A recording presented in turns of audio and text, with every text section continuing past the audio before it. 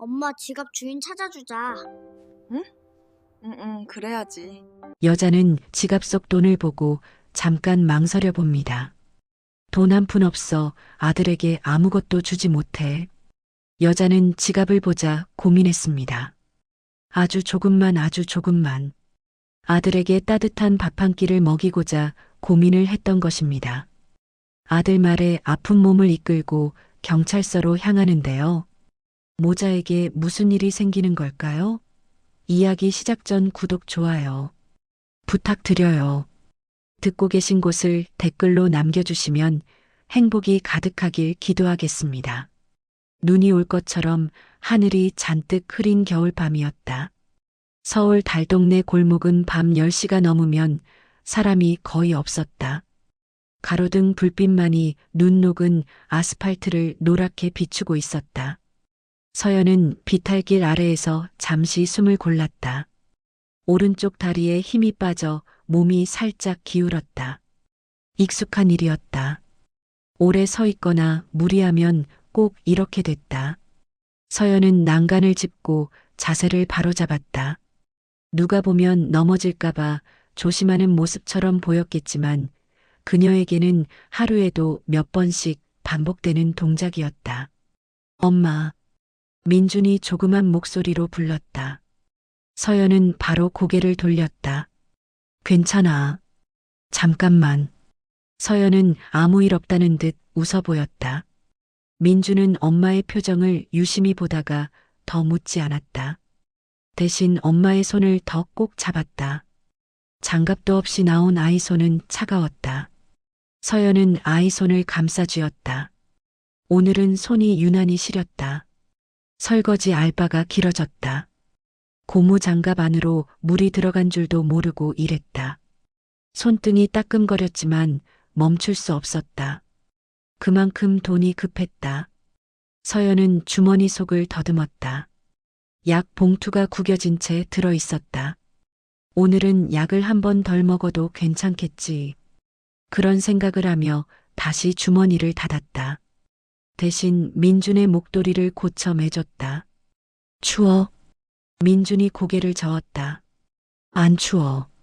엄마가 손 잡아줘서. 서연은 그 말에 잠시 눈을 내리깔았다. 아무 말도 하지 않고 아이 손을 더 꼭 잡았다. 골목을 돌아 나오던 순간이었다. 서연의 발이 멈췄다. 발치에 검은색 물건 하나가 떨어져 있었다.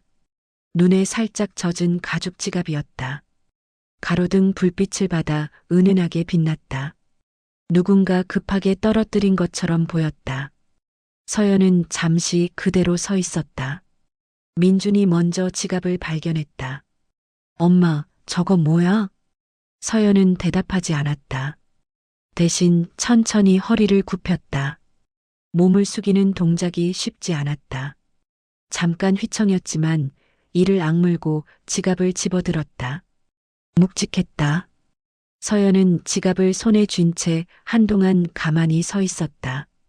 바로 열어보지 않았다. 마치 그 안을 들여다보는 순간 무언가를 결정해야 할 것 같았기 때문이다. 민준이 엄마 얼굴을 올려다봤다. 엄마. 서연은 결국 지갑을 열었다. 현금이 보였다. 한 장, 두 장이 아니었다. 겹겹이 접힌 지폐가 빼곡했다. 서연의 손끝이 미세하게 떨렸다. 그녀는 무의식적으로 지갑을 다시 덮었다. 그리고 고개를 들어 골목을 둘러봤다. 아무도 없었다. 조용했다. 너무 조용해서 자신의 숨소리가 들릴 정도였다. 서연은 가만히 지갑을 쥔 채 서 있었다. 아무 말도 하지 않았다. 대신 한 발짝 물러섰다가 다시 앞으로 나왔다. 그 짧은 움직임에 망설임이 다 담겨 있었다. 민주는 아무것도 묻지 않았다. 다만 엄마의 손을 잡은 채 조용히 기다렸다. 서연의 시선이 아이에게로 내려갔다. 아이의 운동화는 앞코가 조금 벌어져 있었다. 지난달에 사준 거였다. 그때도 많이 망설였다. 새 신발이 꼭 필요하다는 말을 꺼내는 아이의 표정이 너무 조심스러워서 서연은 지갑을 들고 천천히 숨을 내쉬었다. 민준아. 응. 만약에 누가 너 필통을 잃어버리면 어때? 민준은 잠깐 생각하더니 말했다. 엄청 속상해. 왜? 연필이랑 지우개 다 들어있잖아. 내가 좋아하는 것도. 서연은 고개를 끄덕였다. 그럼 그 사람이 지금 뭐 하고 있을까? 민주는 골목 끝을 바라봤다. 찾고 있겠지. 막. 그리고 엄마를 보며 덧붙였다. 울지도 몰라. 서연의 손에 힘이 들어갔다. 민주는 한 발짝 다가와 엄마의 패딩 자락을 잡았다. 엄마, 주인 아저씨 지금 엄청 찾고 있을 거야. 그 말이 끝나자 서연의 표정이 굳었다. 지갑을 쥔 손이 내려갔다. 그리고 아주 천천히 지갑을 가슴 쪽으로 끌어안았다. 서연은 고개를 숙였다가 다시 들었다. 결심한 얼굴이었다. 그래. 민준이 눈을 반짝였다. 그래. 그래. 찾아줘야지. 민준은 환하게 웃었다.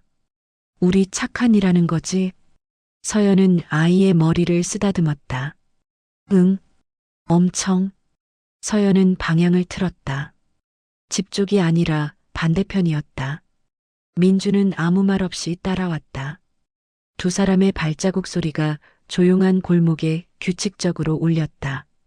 멀지 않은 곳에 파출소 불빛이 보였다. 차가운 밤 공기 속에서 그 불빛은 유난히 따뜻해 보였다. 서연은 그 불빛을 바라보며 걸음을 옮겼다. 지갑을 손에 쥔 채 조금 절뚝이면서도 멈추지 않았다. 그 선택이 자신과 아이의 인생을 어디로 데려갈지 아직은 알지 못한 채로 파출소 안은 생각보다 따뜻했다. 형광등 불빛 아래 난로에서 미지근한 열기가 퍼지고 있었다. 서연은 그 온기가 낯설었다. 몸보다 마음이 먼저 움츠러들었다. 여기 앉으세요. 젊은 경찰관이 의자를 가리켰다. 서연은 잠시 망설이다가 민준을 먼저 앉혔다. 아이는 의자에 올라앉으며 두 다리를 달랑거렸다. 서연은 그 옆에 조심스럽게 앉았다. 다리를 쭉 펴지 못하고 약간 비스듬히. 무슨 일로 오셨어요? 서연은 지갑을 내밀었다. 길에서 주웠어요. 경찰관은 지갑을 받아들고 고개를 끄덕였다. 주인 확인해 볼게요. 그는 자연스럽게 지갑을 열었다. 순간 손이 멈췄다. 표정이 아주 잠깐 흔들렸다. 다시 아무 일 없다는 듯 신분증을 꺼냈다. 아. 경찰관은 다시 서연을 봤다. 잠시만 기다려 주실 수 있을까요? 서연은 고개를 끄덕였다. 민주는 경찰관의 얼굴과 지갑을 번갈아 보다가 엄마 손을 잡았다. 엄마, 우리 집 언제 가? 서연은 아이에게 몸을 숙였다. 조금만 있다 가자. 경찰관은 전화기를 들고 안쪽으로 들어갔다. 문이 닫히는 소리가 유난히 크게 들렸다. 파출소 안에는 서연과 민준, 그리고 흐르는 라디오 소리만 남았다. 민준은 주변을 둘러보며 낮은 목소리로 말했다. 엄마, 경찰 아저씨 바쁘다. 응. 지갑 주인 금방 올까? 아마. 서연은 아이의 손을 잡은 채 의자에 등을 기댔다. 다리에 묵직한 통증이 올라왔다. 자세를 바꿨다. 민주는 그런 엄마를 슬쩍 보더니 아무 말 없이 더 가까이 붙어 앉았다. 잠시 후 파출소 문이 열렸다. 공기가 달라졌다. 검은 코트를 입은 중년 남자가 들어섰다. 키가 크진 않았지만 걸음에 힘이 있었다. 주변을 둘러보는 눈빛이 날카로웠다. 그 뒤로 비서처럼 보이는 남자가 한 발 뒤에서 섰다. 경찰관이 황급히 일어났다. 회장님. 그 한마디에 서연의 시선이 올라갔다. 회장. 서연은 그 단어를 마음속으로 되뇌었다. 자신과는 아무 상관없는 단어였다. 남자는 고개를 끄덕이며 지갑을 건네받았다. 하지만 지갑을 받자마자 열어보지 않았다. 그는 서연 쪽을 보지 않았다. 대신 지갑 안에서 뭔가를 더듬었다. 그리고 꺼냈다. 낡은 사진 한 장. 남자의 손이 멈췄다. 숨을 들이쉬는 소리가 들릴 만큼 정적이 흘렀다. 다행이군. 그의 목소리는 낮았다. 떨리는 것 같기도 했다. 경찰관이 조심스럽게 말했다. 지갑 주워다 주신 분들입니다. 그제야 남자가 고개를 들었다. 서연을 봤다. 정확히는 서연을 보고 멈췄다. 눈빛이 바뀌었다. 아주 미세하게. 그 순간을 서연은 놓치지 않았다. 왜 저러지? 남자의 시선은 오래 머물렀다. 너무 오래였다. 서연은 본능적으로 몸을 바로 세웠다. 민준을 한쪽으로 끌어당겼다. 남자의 눈이 민준에게로 내려갔다. 그는 아무 말도 하지 않았다. 하지만 얼굴이 창백해졌다. 입술이 굳었다. 지갑을 쥔 손에 힘이 들어갔다. 서연은 불편함을 참지 않았다. 지갑은 돌려드렸어요. 단정한 목소리였다. 선을 긋는 말투였다. 남자는 그제야 정신을 차린 듯 고개를 끄덕였다. 고맙습니다. 그는 서연에게 고개를 숙였다. 아주 낮게. 서연의 눈이 커졌다. 경찰관도 놀란 기색이었다. 사례를. 괜찮습니다. 서연은 말을 자르듯 말했다. 받으러 온 거 아닙니다. 민준이 엄마를 올려다봤다. 서연은 아이 손을 꼭 잡았다. 남자는 잠시 말을 잃었다. 그리고 다시 민준을 봤다. 아이는 몇 살입니까? 서연의 표정이 굳었다. 8살입니다. 이름은? 민준이요. 남자는 그 이름을 조용히 입안에서 굴렸다. 민준. 그 한마디가 이상하게 낮게 가라앉았다. 서연은 자리에서 일어났다. 다리가 잠시 말을 듣지 않았다. 민준이 재빨리 엄마 옆으로 붙었다. 이만 가보겠습니다. 남자가 급히 말했다. 잠깐만요. 서연은 돌아보지 않았다. 늦었습니다. 잠시만. 남자의 목소리가 조금 떨렸다. 적어도 아이한테 밥 한 끼는. 서연이 돌아봤다. 눈빛이 단호했다. 그럴 필요 없습니다. 짧은 침묵. 그때였다. 꼬르륵. 민준의 배에서 난 소리였다. 아이는 깜짝 놀라 두 손으로 배를 감쌌다. 얼굴이 빨개졌다. 나 안 배고픈데. 서연의 입술이 굳게 다물어졌다. 남자는 그 모습을 놓치지 않았다. 그의 눈에 무언가가 스쳤다. 죄책감인지 그리움인지 아니면 두 가지 모두인지 모를 감정이었다. 제발. 그의 목소리가 낮아졌다. 이건 제 욕심입니다. 서연은 잠시 아이를 봤다. 그리고 다시 남자를 봤다. 반만입니다. 남자의 얼굴에 처음으로 안도의 기색이 스쳤다. 그 순간 서연은 알 수 없는 예감을 느꼈다. 이 선택이 단순한 한 끼로 끝나지 않을 거라는 걸. 그리고 그 남자는 이미 무언가를 알아본 얼굴이었다. 식당은 파출소에서 멀지 않았다. 문을 열자 따뜻한 공기가 얼굴을 감쌌다. 기름과 국물 냄새가 섞인 배를 먼저 흔드는 냄새였다. 민준이 발걸음을 멈췄다. 엄마. 응. 여기 냄새 좋다. 서연은 아이의 손을 잡고 안으로 들어갔다. 식당은 붐비지 않았다. 저녁 시간이 조금 지난 탓인지 테이블 몇 개만 불이 켜져 있었다. 회장은 가장 안쪽 자리를 골랐다. 벽에 등을 대고 입구가 보이는 자리였다. 서연은 자연스럽게 민준을 벽 쪽에 앉혔다. 아이가 사람들 사이에 끼지 않도록 늘 하던 대로였다. 회장은 그 모습을 놓치지 않았다. 편하신 대로 주문하시죠. 회장이 메뉴판을 밀었다. 서연은 받지 않았다. 아이가 먹을 수 있는 걸로 하나면 됩니다. 회장은 잠시 멈췄다. 아이 말고 어머님은요? 같이 먹습니다. 짧은 대답이었다. 더 말이 붙지 않게 하는 말투였다. 회장은 메뉴판을 다시 가져왔다. 한 장 한 장 넘기다 말없이 주문을 넣었다. 된장찌개, 생선구이, 불고기, 그리고 밥 2공기.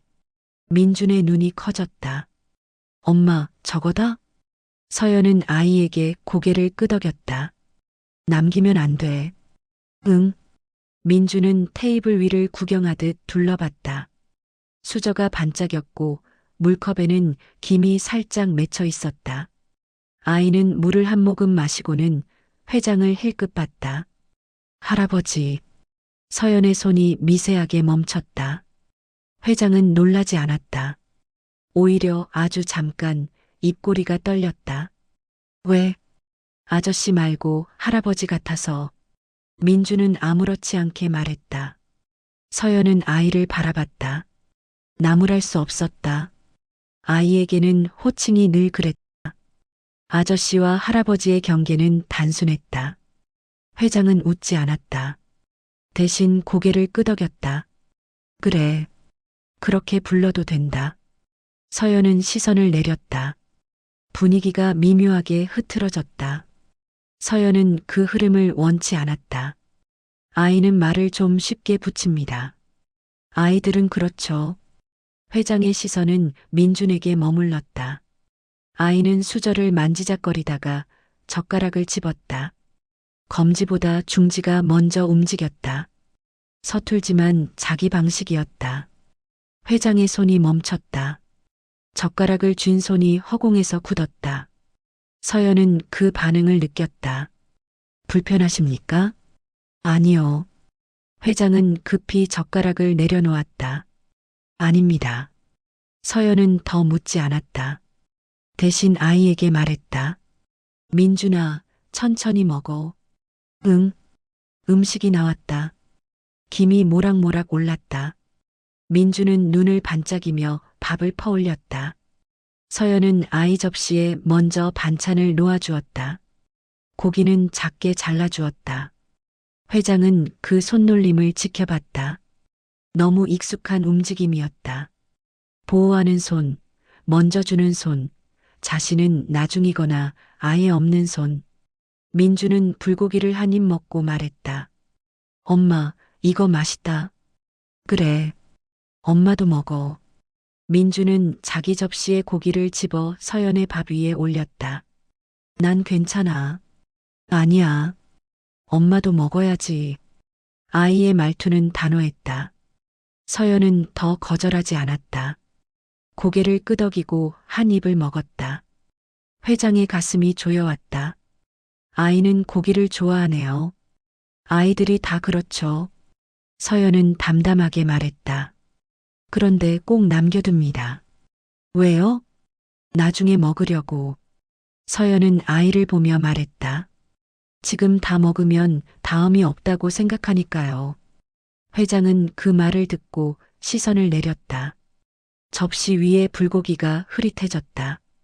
잠시 침묵이 흘렀다. 어머님. 회장이 조심스럽게 입을 열었다. 아이 혼자 키우십니까? 서연은 수저를 내려놓았다. 아주 천천히. 그 질문에는 대답하지 않겠습니다. 공기가 딱딱하게 굳었다. 회장은 고개를 끄덕였다. 죄송합니다. 서연은 다시 수저를 들었다. 사과하실 일 아닙니다. 말은 정중했지만 더 가까워질 수 없는 선이 분명했다. 식사가 끝나갈 무렵 민준이 접시 옆에 당근을 가지런히 모아두고 있는 게 보였다. 회장의 시선이 거기에 꽂혔다. 당근은 안 먹는군요. 민준이 고개를 세차게 저었다. 냄새가 싫어요. 회장은 숨을 들이마셨다. 기억 속의 목소리가 겹쳤다. 오래된, 아주 오래된 목소리. 서연은 계산을 하려고 자리에서 일어났다. 다리가 잠시 말을 듣지 않았다. 회장은 반사적으로 일어났다. 제가 하겠습니다. 안 됩니다. 서연은 단호했다. 약속은 반만이었습니다. 회장은 더 말하지 않았다. 대신 계산대에 이미 돈이 놓여 있었다. 서연은 그것을 보고 잠시 멈췄다. 다음엔 없습니다. 그 말에 회장은 고개를 숙였다. 알겠습니다. 식당을 나섰다. 밤 공기가 다시 얼굴을 스쳤다. 민주는 배를 두드리며 말했다. 엄마, 배부르다. 그래. 회장은 두 사람을 따라 나오며 말했다. 집까지 모셔다 드리겠습니다. 괜찮습니다. 날씨가 춥습니다. 서연은 잠시 멈췄다. 아이의 손을 봤다. 빨갛게 얼어 있었다. 앞까지만. 회장은 고개를 끄덕였다. 차에 오르며 서연은 이상한 시선을 느꼈다. 백미러에 비친 회장의 얼굴. 이미 알고 있는 사람처럼, 잃어버린 무언가를 찾은 사람처럼 보였다. 서연은 그 시선을 모른 척했다.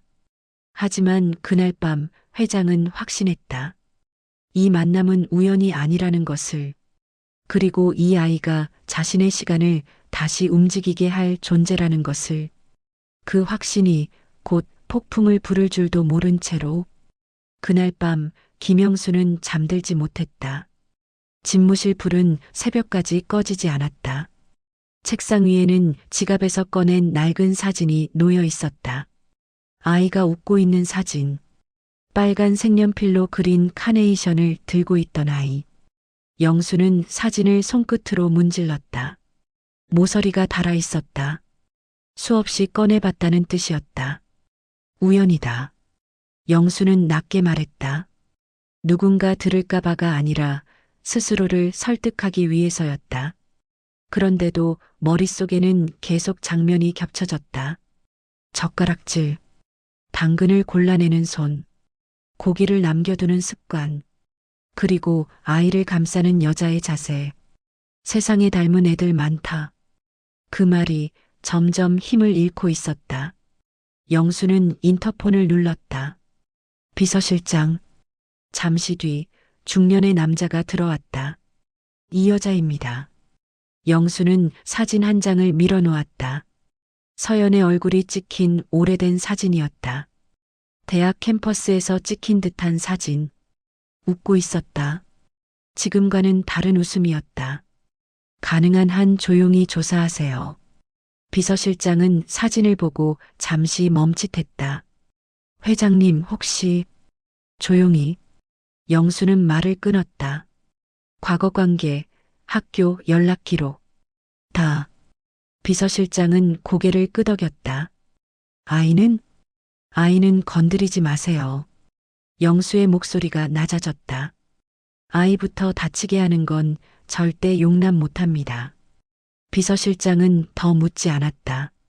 그 표정 하나만으로도 이 일이 단순한 호기심이 아니라는 걸 알 수 있었다. 같은 시각, 서연은 집 앞 골목에 서 있었다. 택시에서 내려 비탈길을 올려다보다가 잠시 멈췄다. 다리에 통증이 올라왔다. 숨을 고르며 난간을 잡았다. 엄마, 괜찮아? 민준이 물었다. 응. 서연은 웃었다. 그 웃음이 오래가지 않는다는 걸 서연 스스로가 알고 있었다. 문 앞에 낯선 종이가 붙어 있었다. 서연은 그것을 떼어들었다. 손끝이 차가워졌다. 이번 달 말까지 미납씨 퇴거 조치. 서연은 종이를 접어 주머니에 넣었다. 민준이 보지 못하게 아주 자연스럽게.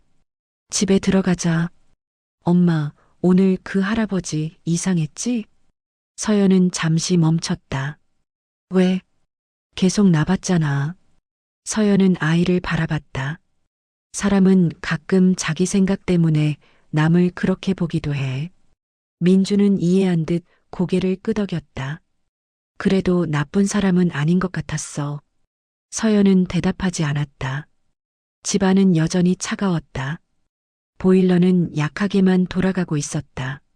서연은 아이 외투를 벗겨주고 물을 끓였다. 약을 꺼냈다가 다시 넣었다. 민주는 책가방을 내려놓고 숙제를 꺼냈다. 엄마, 오늘 받아쓰기 있었어. 잘 봤어? 응. 민주는 종이를 내밀었다. 빨간 동그라미가 줄지어 있었다. 100점. 서연은 그 종이를 받아들고 아무 말 없이 아이 머리를 쓰다듬었다. 잘했어. 그 말밖에 할 수 없었다. 다음 날 아침, 영수의 책상 위에는 얇은 서류철이 놓여 있었다. 비서실장은 숨을 고르고 입을 열었다. 이서연, 1992년생, 한국대 경영학과. 영수의 손이 멈췄다. 경영학과. 그는 낮게 중얼거렸다. 익숙한 단어였다. 졸업 후 취업 기록은 단기 계약직 위주입니다. 출산 이후 공백이 있고 장애 등록 기록이 있습니다. 영수는 고개를 들었다. 장애? 출산 이후 후유증으로 보입니다. 영수는 서류를 넘겼다. 사진이 나왔다. 대학 시절, 그리고 또 다른 사진. 영수의 숨이 멎었다. 사진 속 남자, 자신의 아들이었다. 진우였다. 영수의 손에서 서류가 떨어졌다. 비서실장은 말하지 않았다. 이미 모든 것이 말해주고 있었다. 아이 출생 시기. 영수의 목소리가 떨렸다. 8회 전입니다. 그 숫자가 모든 걸 결정지었다. 영수는 자리에서 일어났다. 의자가 뒤로 밀리며 소리를 냈다. 그는 창가로 갔다. 창밖은 평온했다. 아무 일도 없는 세상처럼. 그날, 영수는 눈을 감았다. 그날 진우가 전화했지. 비서실장은 고개를 숙였다. 소개해줄 사람이 있다고 했습니다. 그리고 깜짝 놀랄 소식이 있다고. 영수는 손으로 얼굴을 감쌌다. 내가 늦었다. 그 한마디에 모든 후회가 담겨 있었다. 그 시각 서연의 휴대폰이 울렸다. 모르는 번호였다. 여보세요. 잠시 침묵. 이서연 씨 맞으십니까? 낯선 남자의 목소리였다. 정중했지만 딱딱했다. 네. 김영수 회장 비서실입니다. 서연의 손에 힘이 들어갔다. 회장님께서 다시 한번 뵙고 싶어 하십니다. 서연은 창밖을 봤다. 비탈길, 가로등, 어제와 똑같은 풍경. 할 말씀 없습니다. 아이와 관련된 이야기입니다. 서연의 숨이 멈췄다. 무슨 뜻이죠? 비서실장은 말을 고르듯 천천히 말했다. 아이의 아버지에 관한 이야기입니다. 서연은 아무 말도 하지 못했다. 손이 떨렸다. 주머니 속 퇴거 통지서가 갑자기 무겁게 느껴졌다. 이 선택이 지갑을 주워 경찰서에 갔던 그 밤처럼 되돌릴 수 없는 길이라는 걸 서연은 직감했다. 그리고 그 길 끝에 진실이 있을지 또 다른 상처가 있을지는 아직 아무도 알지 못했다. 약속 장소는 조용한 찻집이었다. 사람이 많지 않은 시간 창가 자리에 햇빛이 낮게 들어왔다. 서연은 문 앞에서 잠시 멈췄다. 유리창에 비친 자신의 얼굴을 한번 보고서야 안으로 들어갔다. 김영수는 이미 와 있었다. 검은 코트는 벗어 옆자리에 걸어두고 두 손을 맞잡은 채 앉아 있었다. 그 손이 어제보다 조금 더 늙어 보였다. 서연은 그와 마주 앉지 않았다. 아이를 먼저 의자에 앉혔다. 창가 쪽 바깥이 보이는 자리였다. 민주는 창밖을 보며 말했다. 엄마, 여기 나무 있다. 그래. 서연은 아이 옆에 앉았다. 김영수와는 한 칸을 비워두었다. 그 간격이 오늘의 거리였다. 잠시 침묵이 흘렀다. 김영수가 먼저 입을 열었다. 와주셔서 감사합니다. 서연은 고개를 끄덕였을 뿐 대답하지 않았다. 전화로 말씀드린 것처럼 아이 아버지에 관한 이야기입니다. 서연의 손이 컵을 쥔 채 멈췄다. 그 이야기는 서연이 말을 이었다. 지금까지 필요 없었습니다. 김영수는 고개를 숙였다. 그랬겠지요. 그 짧은 인정이 서연을 더 긴장하게 만들었다. 변명도 설득도 아닌 말이었기 때문이다. 민준이 고개를 돌렸다. 엄마, 이 할아버지 왜 이렇게 말해? 서연은 아이를 바라봤다. 어른들 얘기야. 김영수는 아이에게 시선을 두지 않았다. 대신 서연을 똑바로 봤다. 서연 씨. 그 이름을 부르는 순간 서연의 눈이 흔들렸다. 누군가 그렇게 부른 적이 없었다. 너무 오래전이라서. 저는 사과하러 왔습니다. 서연의 입술이 굳어졌다. 뭐려? 늦은 것 전부를. 서연은 웃지 않았다. 늦었다고 사과하면 없던 시간이 생기나요? 김영수는 아무 말도 하지 못했다. 서연은 이어 말했다. 아이 아버지가 없어서 아이가 아플 때 혼자 없고 병원 가야 했던 시간. 학교에서 아빠 이야기 나올 때 아무 말도 못하고 고개 숙였던 시간. 그 모든 게 사과로 돌아옵니까? 김영수의 손이 떨렸다. 돌아오지 않습니다. 그는 분명하게 말했다. 그래서 사과만 하지는 않겠습니다. 서연은 그 말을 끊었다. 그 말까지 들으러 온 건 아닙니다. 그때 민준이 컵을 내려놓으며 말했다. 엄마, 왜? 이 할아버지 나쁜 사람 아니지? 서연은 바로 대답하지 못했다. 김영수는 천천히 몸을 낮춰 아이 눈높이에 맞췄다. 그러나 손을 뻗지는 않았다. 넘지 말아야 할 선을 알고 있다는 듯. 민준아. 아이의 이름을 부르며 김영수는 잠시 숨을 고른 뒤 말했다. 할아버지는 아주 늦게 알았다. 민준은 고개를 갸웃했다. 뭘? 아주 중요한 걸. 민준은 생각하듯 창밖을 봤다가 말했다. 늦게 알면 어떡해? 김영수는 바로 답하지 못했다. 그래도 지금부터라도 해야지. 그 말에 서연의 가슴이 잠깐 흔들렸다. 아주 잠깐. 서연은 자리에서 일어났다. 다리가 순간 휘청였다. 민준이 재빨리 엄마 쪽으로 붙었다. 이제 할 말은 다 들었습니다. 서연 씨. 김영수도 일어섰다. 아이에 대해 한 가지만 확인하고 싶습니다. 서연은 그를 노려봤다.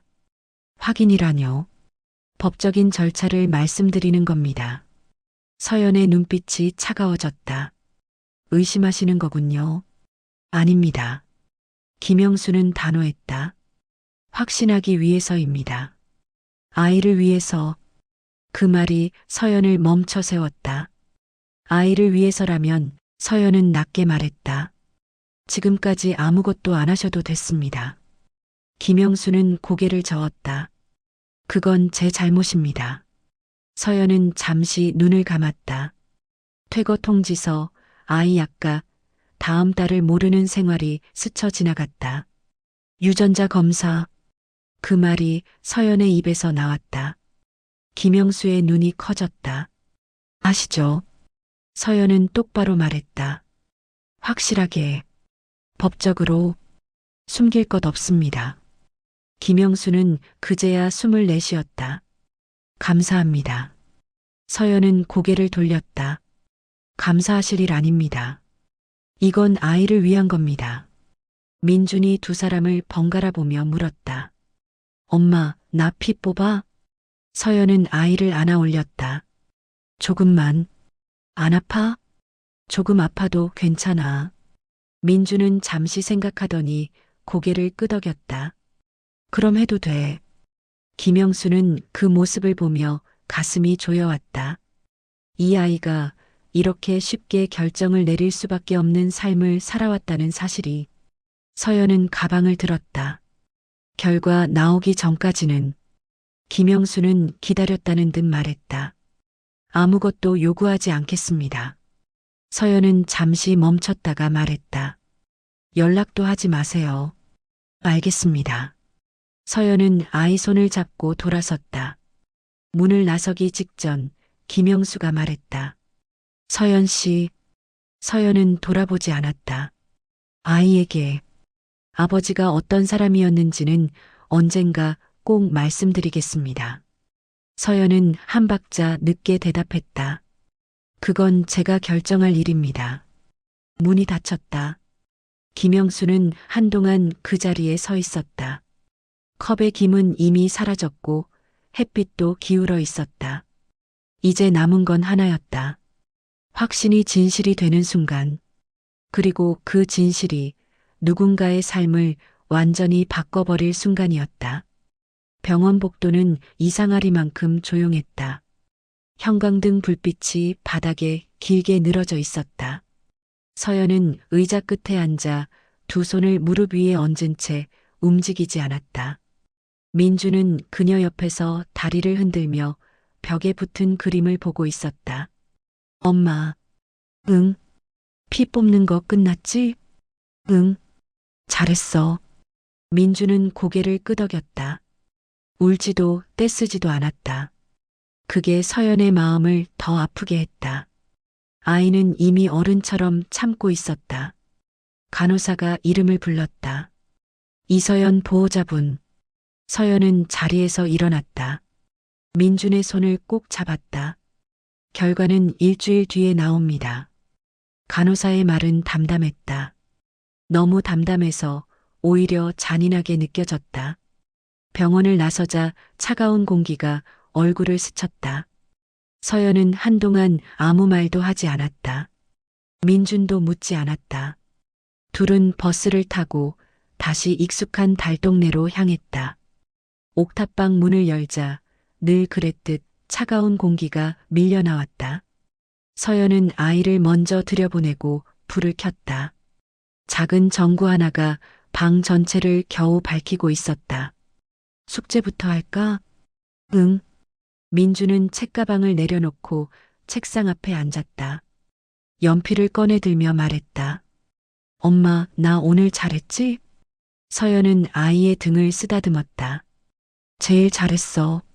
민주는 그 말에 안심한 듯 고개를 끄덕였다. 서연은 아이가 숙제하는 모습을 보다가 부엌 쪽으로 돌아섰다. 냄비에 물을 올려놓고 불을 켰다. 손이 조금 떨렸다. 결과. 그 단어가 머릿속에서 떠나질 않았다. 확실해지면 모든 게 바뀐다. 확실해지지 않으면 또다시 이 삶이다. 서연은 스스로에게 물었다. 나는 무엇을 바라고 있는 걸까?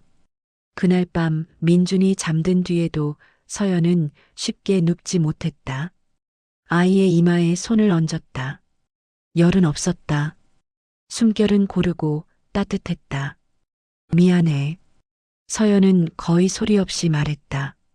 다음 날 김영수는 회사 회의실에 앉아 있었지만 아무 말도 하지 않았다. 임원들의 보고가 오갔지만 그의 귀에는 들어오지 않았다. 서류 위에 놓인 숫자들은 의미를 잃었다. 회장님, 비서가 조심스럽게 불렀다. 회의는 여기까지 하겠습니다. 김영수는 자리에서 일어났다. 회의실을 나서며 창밖을 잠시 바라봤다. 높은 빌딩들 사이로 겨울 하늘이 보였다.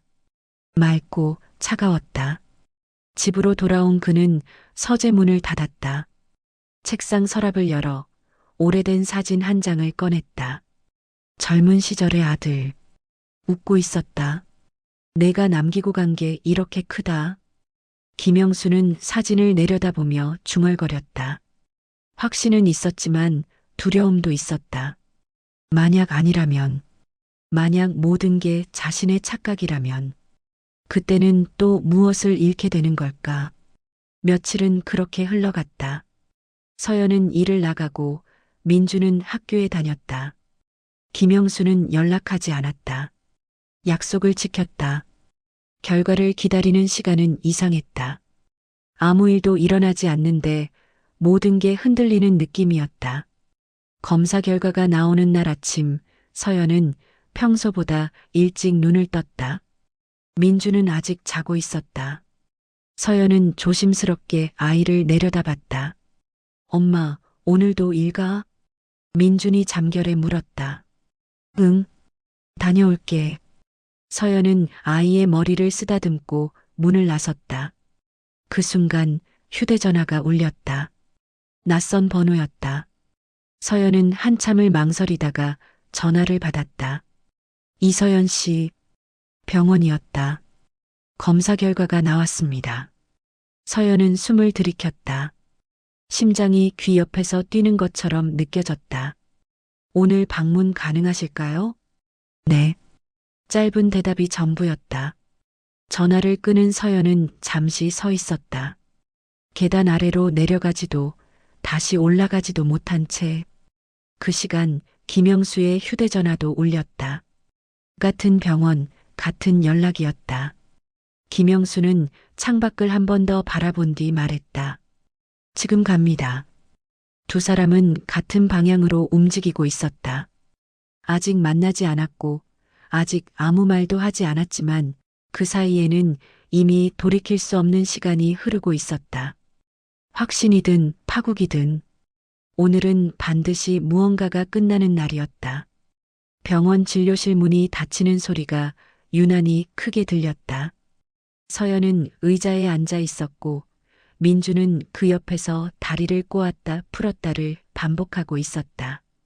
아이는 일부러 아무 말도 하지 않는 듯 보였다. 김영수는 맞은편에 앉아 두 손을 무릎 위에 올려두고 있었다. 의사는 결과지를 들고 있었다. 종이를 내려다보는 눈길이 차분했다. 검사 결과 설명드리겠습니다. 서연은 숨을 들이켰다. 김영수는 고개를 끄덕였다. 유전자 검사 결과 의사는 말을 잠시 멈췄다. 친자 관계가 확인되었습니다. 그 말은 길지 않았다. 그러나 진료실 안의 공기는 순식간에 무거워졌다. 서연은 바로 반응하지 못했다. 머릿속이 새하얘졌다.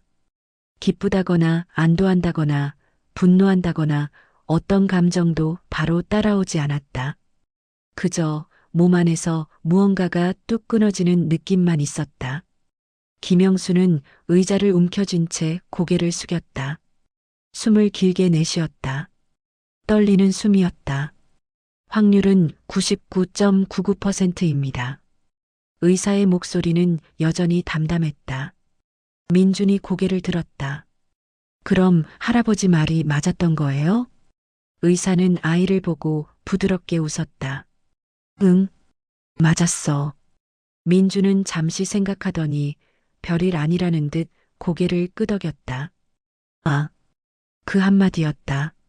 서연은 그제야 의식을 되찾은 듯 의자를 밀고 일어났다.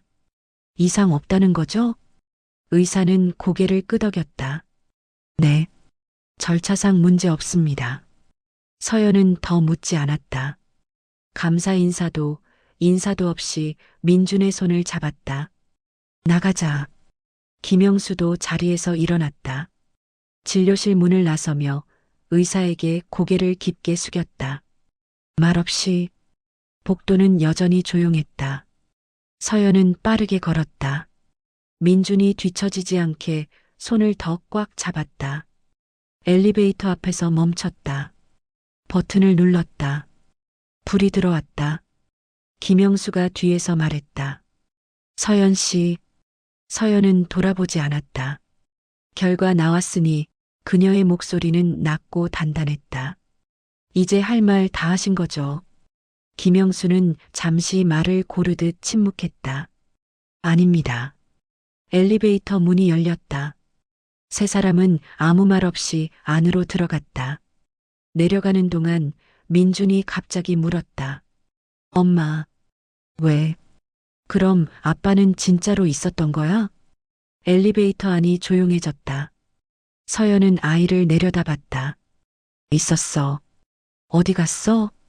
서연의 손이 잠깐 떨렸다. 김영수가 말했다. 아빠는 너를 만나러 오다가 멈췄다. 민주는 그 말을 곰곰이 생각했다. 그럼 나버린 건 아니지? 서연은 그 질문 앞에서 더 이상 피할 수 없다는 걸 알았다. 아니. 민주는 고개를 끄덕였다. 그럼 됐어. 엘리베이터 문이 열렸다. 밖으로 나오자 겨울 햇빛이 눈부시게 비쳤다. 서연은 잠시 멈춰섰다. 김영수도 멈췄다. 서연 씨. 이번에는 그녀가 돌아봤다. 김영수의 눈은 붉었다. 그러나 울고 있지는 않았다. 울기엔 너무 늦었다는 얼굴이었다. 이제 그는 조심스럽게 말했다. 제가 아버지입니다. 서연의 얼굴이 굳었다. 아버지라는 말, 서연은 천천히 말했다. 그렇게 쉽게 쓰지 마세요. 김영수는 고개를 끄덕였다. 알겠습니다. 그는 한 발 물러섰다. 그래도 지켜볼 수는 있겠지요. 서연은 한참을 그를 바라봤다. 아이 손을 놓지 않은 채 아이를 위해서라면 그녀는 말했다. 천천히 오세요. 김영수의 눈이 흔들렸다. 고맙습니다. 그 말에 서연은 고개를 저었다. 고마운 건 아닙니다. 그녀는 민준의 손을 잡고 걸어갔다. 몇 걸음 가다 민준이 뒤를 돌아봤다. 할아버지. 김영수는 멈춰섰다. 나 오늘 학교 가야 돼. 그래. 다음에 또 봐도 돼. 김영수는 잠시 아무 말도 못하다가 조심스럽게 대답했다. 그럼. 민주는 그제야 웃었다. 세 사람은 각자 다른 방향으로 걸어갔다. 하지만 더 이상 완전히 남은 아니었다. 진실은 드러났고 이제 남은 건 어떻게 가족이 될 것인가였다. 봄이 오기 직전의 바람은 아직 차가웠다. 그러나 햇빛은 분명히 달라져 있었다. 서연은 아이의 가방을 메어주며 마지막으로 끈을 고쳐 메었다. 민주는 현관 앞에서 운동화를 신다가 문득 고개를 들었다. 엄마. 응? 오늘 할아버지 온대? 서연은 잠시 멈췄다. 아이의 눈을 피하지 않고 바라봤다. 응? 학교 끝날 때쯤. 민주는 고개를 끄덕였다. 그럼 나 받아쓰기 시험지 보여줄 거야. 그래. 서연은 아이의 머리를 쓰다듬었다. 이제는 그 질문을 피하지 않아도 된다는 사실이 이상하게도 그녀를 더 조심스럽게 만들었다. 학교 앞 아이들이 하나둘 쏟아져 나왔다.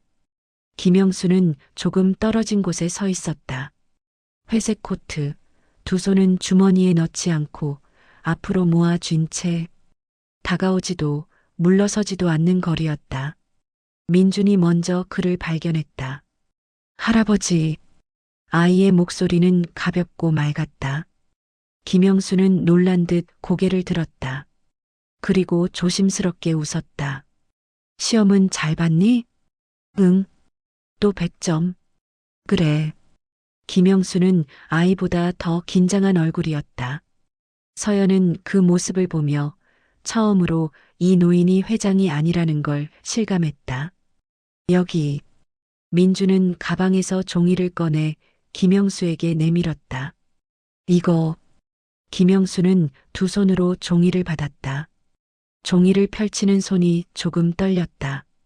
잘했다. 그 말은 짧았지만 꽤 오래 준비한 말처럼 들렸다. 셋은 근처 공원으로 걸어갔다. 벚꽃은 아직 피지 않았지만 나무 아래에는 아이들이 뛰어다니고 있었다. 민주는 미끄럼틀 쪽으로 뛰어갔다. 엄마, 나 한 번만 더 타고 올게. 멀리 가지 마. 응. 아이의 모습이 멀어지자 둘 사이에 조용한 공기가 내려앉았다. 김영수가 먼저 입을 열었다. 서연 씨, 말씀하세요. 아이 학교 지금처럼 다니게 하는 게 좋겠지요? 서연은 그 질문이 지원이 아닌 존중이라는 걸 알아챘다. 아이 삶은 크게 흔들리지 않았으면 합니다. 알겠습니다. 김영수는 고개를 끄덕였다. 저는 뒤에서 하겠습니다. 서연은 그 말을 곱씹었다. 뒤에서라는 말, 그녀가 말했다. 쉽지 않습니다. 알고 있습니다. 김영수는 담담하게 말했다.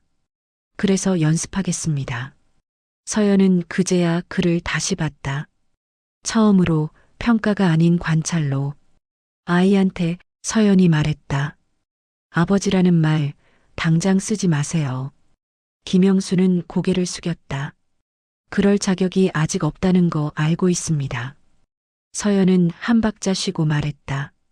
하지만 김영수의 눈이 들렸다. 할아버지라는 말은 아이가 먼저 불렀습니다. 그 말에 김영수의 표정이 미세하게 무너졌다. 그러나 그는 울지 않았다. 그럼 그걸로 충분합니다. 집으로 돌아오는 길 민준이 말했다. 엄마. 응? 할아버지 좀 이상해. 서연은 웃음을 참지 못했다. 어떻게? 맨날 나보는 눈이 울 것 같아. 서연은 아이의 손을 더 꽉 잡았다. 그건 할아버지가 연습 중이라 그래. 뭘? 가족 되는 거. 민주는 고개를 끄덕였다. 그럼 나도 연습할게. 뭘? 할아버지한테 말 안 튕기고 말하기. 서연은 아이를 바라봤다. 이 아이가 얼마나 단단하게 자라왔는지 이제야 제대로 보였다. 며칠 뒤 서연은 새로운 일을 시작했다. 김영수의 재단에서, 그러나 이름이 아니라 실무로. 그녀는 누군가의 보호 대상이 아니라 함께 일하는 사람으로 앉아 있었다. 첫 회의가 끝난 뒤 김영수가 말했다. 불편한 점 있으면 말씀하세요. 서연은 고개를 끄덕였다. 있으면 바로 말씀드리겠습니다. 그 말에 김영수는 웃었다. 그게 좋겠습니다. 그날 저녁, 서연과 민주는 집에서 밥을 먹고 있었다. 문자 하나가 왔다. 오늘도 고생 많았습니다. 서연은 잠시 화면을 보다가 짧게 답장을 보냈다. 아이 잘 지내고 있습니다. 잠시 뒤 답장이 왔다. 그걸로 충분합니다. 서연은 휴대폰을 내려놓았다. 민준이 물었다. 할아버지야? 응. 뭐래? 충분하대. 민준은 웃었다. 뭐가? 지금이. 아이의 웃음이 집안에 퍼졌다. 작고 평범한 웃음이었다. 하지만 그 웃음이 모든 것을 바꾸고 있었다. 서연은 창밖을 바라봤다.